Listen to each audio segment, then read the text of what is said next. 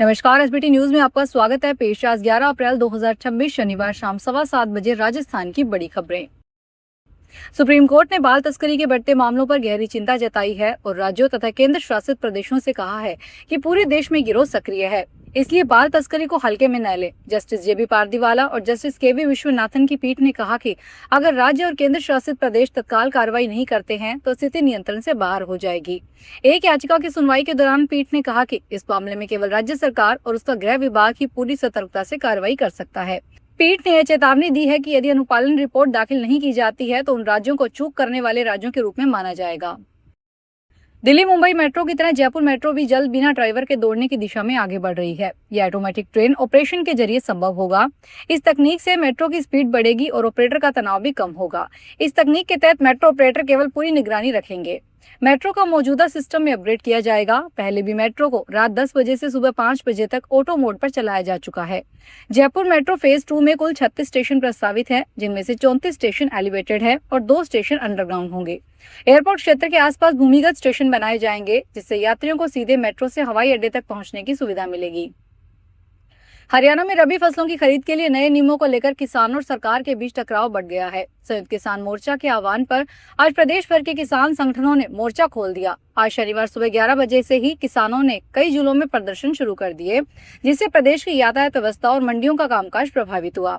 यहाँ भावदिन टोल के पास किसान बड़ी संख्या में हाईवे पर बैठ गए, जिससे दिल्ली सिरसा मार्ग बाधित हो गया। पुलिस ने स्थिति को देखते हुए ट्रैफिक को अन्य रास्तों पर डायवर्ट किया है। सिरसा के अलावा पानीपत और फतेहाबाद में भी किसान हाईवे तक पहुंच गए और विरोध प्रदर्शन जारी है। भारत में गुणवत्ता और मानकीकरण के क्षेत्र में जयपुर ने आज एक नया इतिहास रच दिया है। ब्यूरो ऑफ इंडियन स्टैंडर्ड्स की जयपुर शाखा ने single row deep groove ball bearing के लिए अखिल भारतीय स्तर पर देश का पहला लाइसेंस जारी किया है। यह प्रतिष्ठित लाइसेंस जयपुर स्थित नेशनल इंजीनियरिंग इंडस्ट्रियल लिमिटेड को प्रदान किया गया है। यह लाइसेंस मिलना इस बात का प्रमाण है कि जयपुर में निर्मित यह बियरिंग अंतर्राष्ट्रीय स्तर की गुणवत्ता रखता है। BIS ने इस उत्पाद को लाइसेंस देने से पहले कई महत्वपूर्ण और जटिल परीक्षण किए हैं। असम में मतदान संपन्न होने के बाद मुख्यमंत्री डॉक्टर हिमंता बिस्वा शर्मा आज शनिवार को राजस्थान में सीकर के प्रसिद्ध धार्मिक स्थल खाटू श्याम जी पहुंचे। विधानसभा चुनावों के नतीजों से पहले मुख्यमंत्री ने बाबा श्याम के दरबार में हाजिरी लगाई और जीत के लिए विशेष अर्जी पेश की। मुख्यमंत्री डॉक्टर हिमंता बिस्वा शर्मा शनिवार सुबह कड़ी सुरक्षा के बीच खाटू श्याम धाम पहुंचे, जहां श्री श्याम मंदिर कमेटी के पदाधिकारियों ने उनका भव्य स्वागत किया। इसके बाद सीएम ने खाटू श्याम के दरबार में जाकर बाबा श्याम की विधिवत पूजा अर्चना की। सीकर में शादी के 5 दिन बाद ही 2 लुटेरी दुल्हनें ससुराल वालों को खाने में नशे की दवा देकर सुलाकर जेवरात में नकदी लेकर फरार हो गई।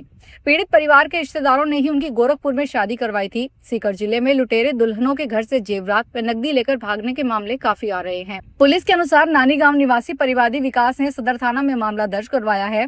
गोरखपुर से लाई गई दोनों लड़कियों का नाम गुड्डू और हंसू बताया गया। रात को खाने में नशे की दवा मिलाकर दोनों पत्नियां घर से सोने चांदी के जेवरात लेकर भाग गई। अजमेर की कोतवाली थाना पुलिस ने बुजुर्गों और शारीरिक दर्द से परेशान लोगों को अपना निशाना बनाने वाले एक अंतर्राज्यीय ठग गिरोह का पर्दाफाश किया।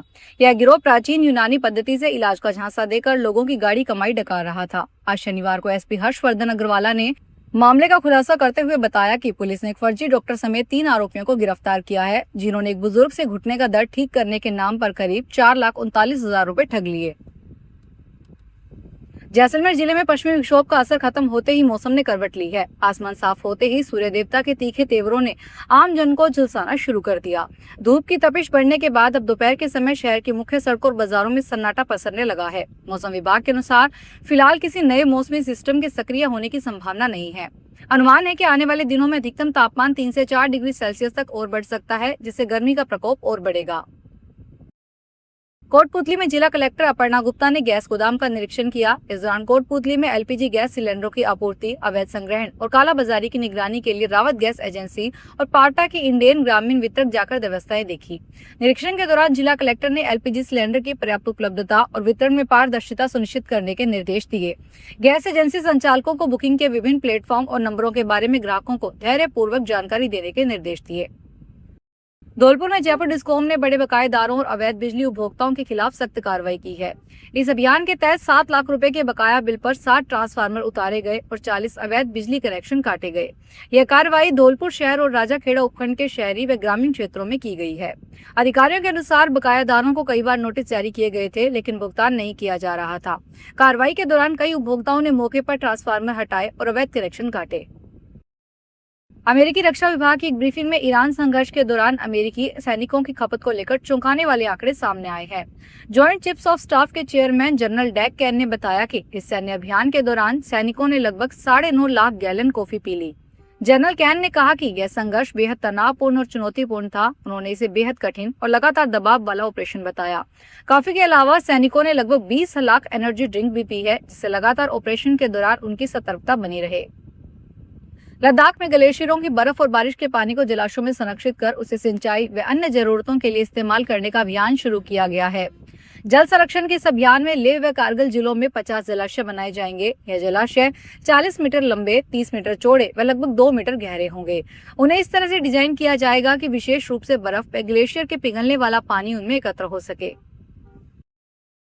दिल्ली में काम करने वाले गिग वर्कर्स, दिहाड़ी मजदूरों और झुग्गी में रहने वाले परिवारों के लिए राहत की खबर सामने आई है। दिल्ली सरकार ने कई नई योजनाओं को मंजूरी दी, जिनका उद्देश्य इन लोगों को बेहतर सुविधाएं और जीवन स्तर प्रदान करना है। शहर के अलग अलग इलाकों में गिग वर्कर्स और श्रमिकों के लिए विशेष रेस्ट सेंटर बनाए जाएंगे। खास बात यह है कि इन केंद्रों को अटल कैंटीन से जोड़ा जाएगा, ताकि श्रमिकों को एक ही जगह पर आराम के साथ सस्ता और पौष्टिक भोजन भी मिल सके।